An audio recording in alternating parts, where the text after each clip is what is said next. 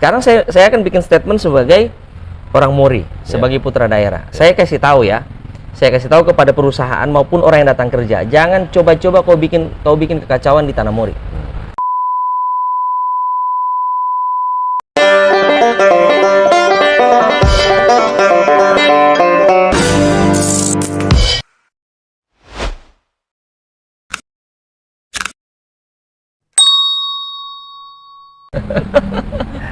Luar biasa. Masih dengan materi Morut ini, saya kembali lagi flashback. Oke, kembali ke kampung halaman ceritanya. Iya, luar biasa.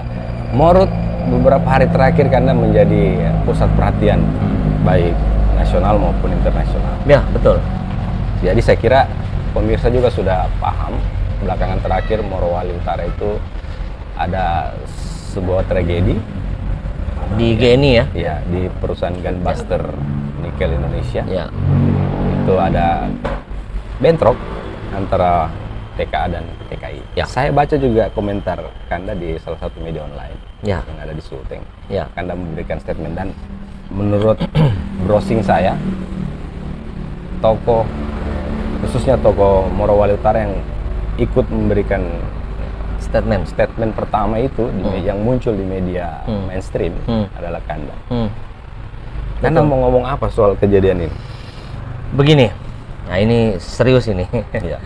Yang pertama, saya menyampaikan duka cita yang mendalam. Baik. Bagaimanapun mau dia TKA, mau dia TKI, itu adalah saudara kita. Baik. Itu adalah manusia Ya. yang semestinya tidak bisa atau tidak boleh mengalami nasib seperti itu di lingkungan kerja. Ini kan di lingkungan kerja, di dalam dalam perusahaan. Jadi duka cita saya yang mendalam ya kepada kedua korban.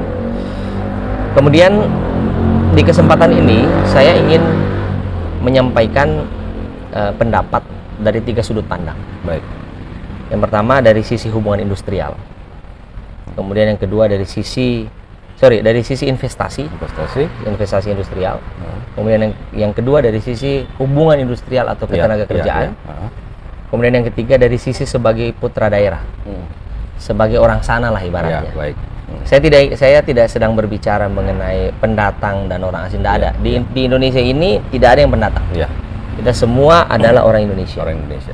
Nah, saya cuma ingin, tapi ada pepatah kan Dinda yang bilang begini, di mana bumi dipijak, di situ kan langit dijunjung.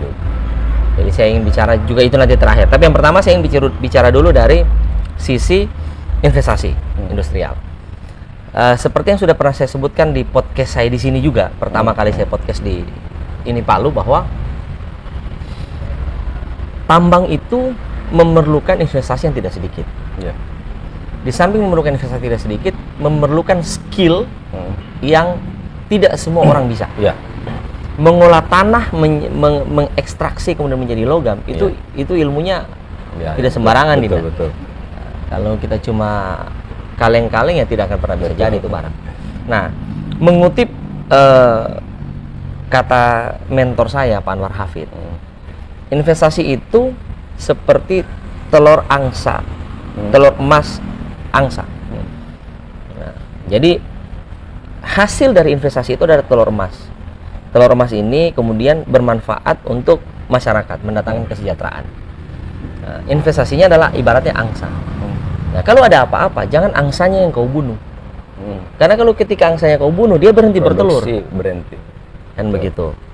Nah, bahwa ada hal-hal yang kurang, disitulah peran pemerintah, disitulah peran masyarakat, disitulah peran kita semua untuk memperbaiki. Kan begitu. Tidak ada yang sempurna. Nobody perfect begitu ya. Nah, oleh karena itu dari sisi hukum investasi ini harus dilindungi. Betul. Ini harus dilindungi karena akan tetap di situ itu barang. Maksudnya tanah merah itu akan tetap di situ, dia tidak akan ada yang mengerjakan kalau tidak ada investasi yang besar. Ya. Itu satu. Tidak ada ahli yang datang dan tidak ada uang investasi yang datang ke situ. Modal ya. Nah, dan itu kan kita sudah menikmati telur angsa ini. Ya. Kesejahteraannya sudah mulai terlihat. Betul, orang berbondong-bondong datang. Betul. Efek dominonya sudah terasa. Ya. Tanah yang tadinya 5.000 per meter jadi 150.000 per meter. Orang yang tadinya dia tidak tahu mau bikin apa rumahnya yang di dalam sana, semua sekarang semua sudah jadi kos-kosan. UKM hidup begitu. Iya. Belum lagi tenaga kerja Indonesia yang juga banyak. Ya. Jadi tidak bisa dipungkiri bahwa investasi ini tidak boleh dibunuh. Ya. Ya kan? Seperti angsa tadi yang bertelur emas, angsanya tidak boleh dibunuh. Tapi ya saya melangkah ke step berikutnya ini. Ya. Hubungan industrial dan ketenaga kerjaan. Ada yang menarik ketika kemarin saya bincang-bincang sama Pak Anwar, karena biar bagaimanapun kan beliau adalah pionir. Ya, betul. Suka atau tidak, semua orang tahu bahwa di zaman beliau bupati lah, Ya. investasi atau nikel ini mulai mencuat dan mulai menarik. Betul. Gitu. Dan ada satu, saya tidak usah sebut merek, ada satu smelter juga yang sangat besar, Ya. yang lahir dari tangan beliau. Nah, beliau bilang 10 tahun dia jadi bupati, jangankan orang meninggal, darah menetes saja tidak ada. Iya. Di smelter yang juga besar sekali dan puluhan ribu gitu. Nah, tapi menurut saya podcast ini harus dilanjutkan dengan mempodcast Pak Anwar. Karena di dalam kapasitas saya menjelaskan ini. Tapi kemarin dari percakapan saya dengan beliau, saya menarik bahwa selama 10 tahun Dinda, jangankan darah menetes, jangankan korban, darah menetes saja nggak ada. Nah, apa formulanya? Bukan dalam kapasitas saya. Ya. Tapi kalau kemudian ini perusahaan katakanlah masih seumur jagung, Ya. sudah ada peristiwa begini, berarti kan pasti ada yang salah. Ya. Ada yang miss yang harus diperbaiki ya. Pasti ada yang salah. Itu. Entah di mana salahnya, inilah yang diurai bersama. Ya. Hubungan ketenaga kerjaannya, hubungan industrialnya. Karena Dinda orang tidak ada orang yang tiba-tiba marah. Betul. Ada pemicu. Orang gila saja dilempar-lempar dulu baru dia mengamuk. Ya. Orang gila. Apalagi orang yang waras. Yang waras. Gitu. Nah, faktor pemicunya saya tidak usah mencetuskan secara detail meskipun saya tahu, tapi tidak etik jika saya sampaikan di sini karena itu kan bagian dari upaya penegakan hukum. Ya, ranah hukum. Ya. Sudah ke ranah hukum itu. Saya cuma ingin mengatakan begini. Kita masih belum selesai viralnya yang korban terbakar itu. Ya. Yang perempuan itu. Yang perempuan dan itu. satu lelaki itu. Ya, ya kan? Ada kecelakaan kerja. Ya. Nah, kecelakaan kerja kan tidak mungkin muncul kecelakaan kerja jika K3-nya diperhatikan. Ya. Kemudian alat pelindung diri APD atau kontrol yang baik berjalan, tidak mungkin ada kecelakaan kerja. Itu sepanjang pengetahuan saya. Ya. Ya kan? Nah, kemudian berlanjut lagi dengan bentrok yang kemudian membuat dua saudara kita itu. Ya. Nah, jadi saya tidak ingin pada kesempatan ini, mohon maaf, saya tidak ingin mendikotomikan antara TKA dan TKI. Ya. Sama-sama orang yang bekerja, kita pandang mereka dari sudut pandang manusia. Ya kan? Kita pandang mereka dari sudut pandang manusia yang wajib dilindungi. Ya. Nah, saya tidak setuju dengan ada dua blok yang terpecah. Ya. Ada yang mendukung ini. Saya tidak dalam posisi itu. Bagi saya adalah apa yang salah dengan pengelolaan tenaga kerja di GNI itu harus disikapi. Ya. Ya kan? Kemudian yang berikutnya masih bicara soal hubungan industrial dan ketenaga kerjaan. Saya juga menyoroti peran pemerintah. Ya kan? Kemana pemerintah?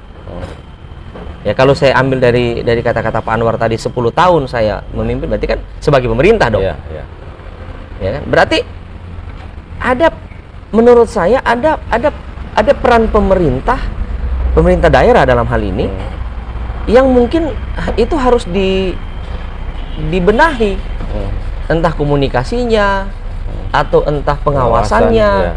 Karena setahu saya undang-undang ketenaga kerjaan itu, ya kan, itu pengawas ketenaga kerjaan itu ada sampai di tingkat kabupaten. Undang-undang ketenaga kerjaan yang saya pahami itu tidak menarik kewenangan seperti undang-undang pertambangan. Undang-undang pertambangan kan menarik kewenangan ke pusat. Kalau undang-undang ketenaga kerjaan itu masih tetap ada. Karena kewajiban pemerintah daerah untuk melindungi tenaga kerja. Tidak hanya tenaga kerja asing, tapi juga tenaga kerja Indonesia. Atau tidak hanya Indonesia, juga. Semua. Gitu. Jadi ada yang disoroti di sini. Ya kalau pakai bahasa keren dikit, pemerintah ngapain aja? Ya kan? Nanti ini sudah kebakaran, sudah menyala di mana-mana, baru sibuk memadamkan api. Kenapa tidak saat percikan-percikan itu diidentifikasi? Padahal ada potensi-potensi itu dari awal kan. Ada kecelakaan, kemudian ada pasti Dinda. Ada aksi-aksi yang kemudian berseri. Pasti. Ya kan? Dan perusahaan itu seperti saya pernah ada satu artikel, saya lupa siapa yang bilang, jangan ada satu perusahaan pun di Indonesia yang merasa sok kuat. Jangan ada satu perusahaan pun yang merasa negara dalam negara. Ada yang backup begitu. Nggak bisa, Dinda. Setuju. Itu. Dan kalau saya Tuhan perkenankan ke Senayan dan saya punya kewenangan membongkar ini, saya bongkar habis-habisan. Jadi perusahaan juga tidak boleh besar kepala. Perusahaan tidak boleh besar kepala. Perusahaan juga tidak boleh merasa hebat. Perusahaan juga tidak boleh merasa tidak bisa disentuh. Ini penting ini.